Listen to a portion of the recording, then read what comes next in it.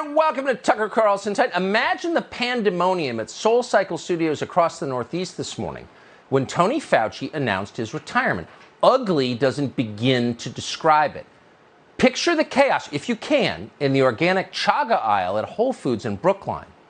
Try to envision the panic and hysteria that must have broken out at espresso bars in Edgartown, in Aspen, in Santa Monica, and Bethesda, as thousands of masked ladies in Lululemon discovered all at once that the one religious leader they still revered, their own even tinier version of the Dalai Lama, had decided to retreat forever from public life. It was, ladies and gentlemen, the equivalent of a targeted nuclear device detonated over the most emotionally vulnerable elements of our most privileged population.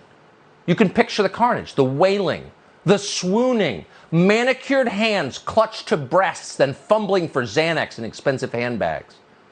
Not since the Orange Man seized the White House in a Russian coup have more 46-year-old Cornell-educated lawyers with weak husbands wept shamelessly in public.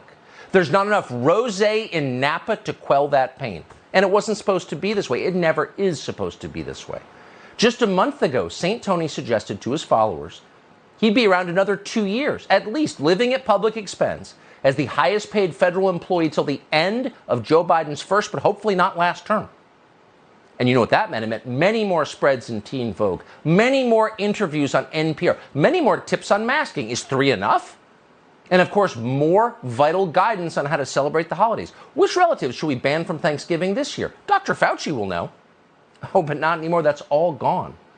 He's sitting masked at Brian Stelter's house, watching Chris Hayes tonight.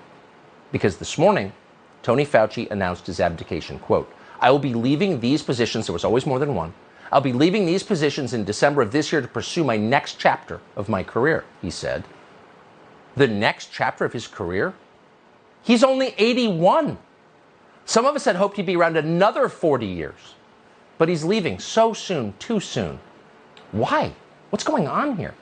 You hate to think politics could affect Tony Fauci's judgment as a scientist. They never have before. But is it possible this thoroughly nonpartisan man of medicine has thought about what might happen in November when the Republican Congress takes over? Does he believe that could be bad news for him? Well, yes, it is possible he believes that. Because on some level, even Tony Fauci knows that Tony Fauci is in fact a dangerous fraud. A man who has done things that in most countries, at most times in history, would be understood perfectly clearly to be very serious crimes. So it's possible that Tony Fauci might want to resign before he has to explain all of that to a new Congress. He might want to get out of town now and move to, say, Cambridge. Find a safe place to hide before the reckoning. Just a thought.